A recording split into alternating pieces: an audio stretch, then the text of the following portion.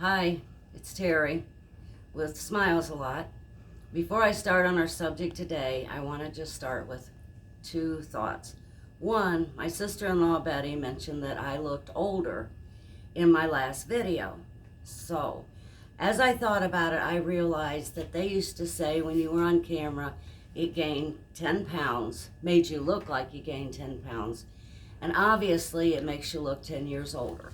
So, if you ever look for me out in public, don't look for this, because you want to look for this.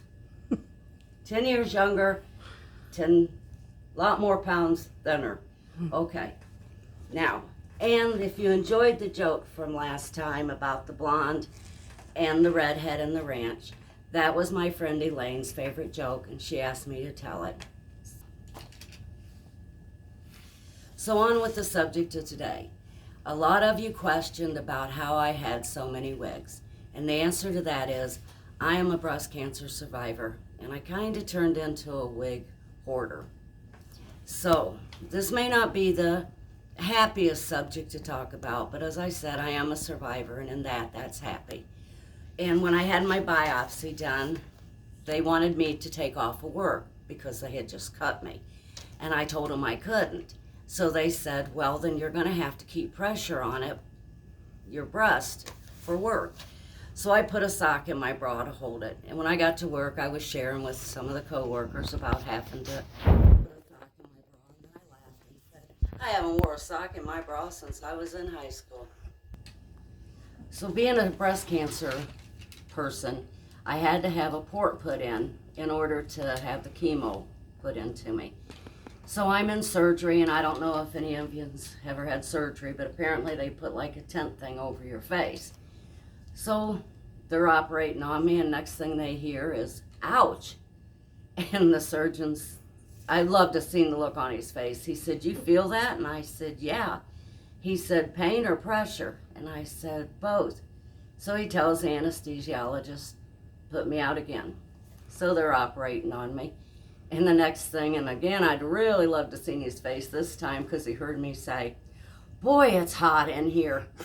And the anesthesiologist kind of waved that thing, and I said, did I tell you that we're planning a surprise wedding with my daughter?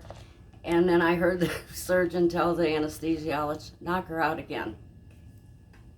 So after a few weeks of chemo, naturally your hair is going to start coming out. And they told me, so I'm sitting in my office at the computer one day, and I go like this and went like that, and there's my hair in my hand.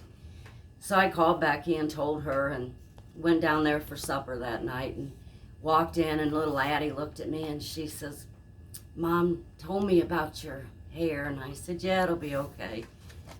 And we were in the dining room, and the kids wanted to know if they could try it. So Elliot and Addie stood on this side, and they just kept going like this and putting it in a bag. Finally, I said, would one of you get on this side, because I was going to have just no hair over here. And I handled things pretty well, and one night I was taking a shower and I'm washing my hair, and hair is just everywhere. And then the emotions took over, and I started crying, and I got so upset.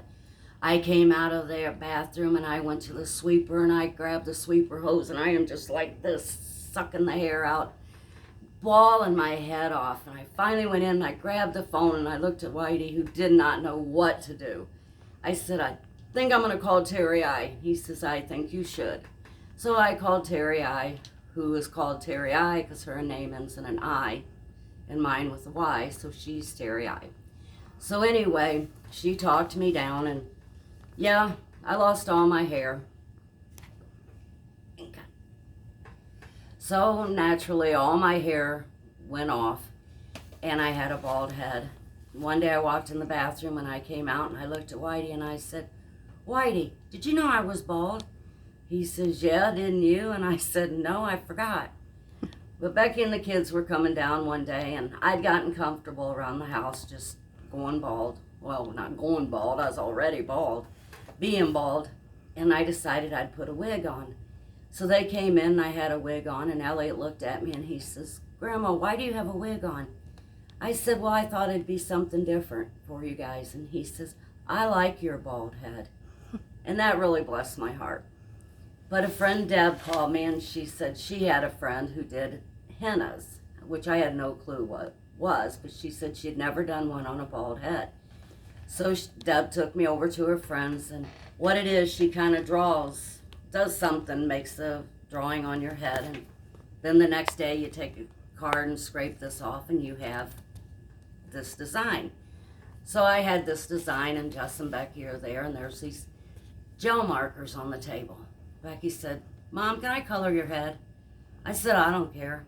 So I got Becky on one side and Jess on the other, and they're just having a ball coloring my head. And HR from work called, and I needed to go in and sign some papers.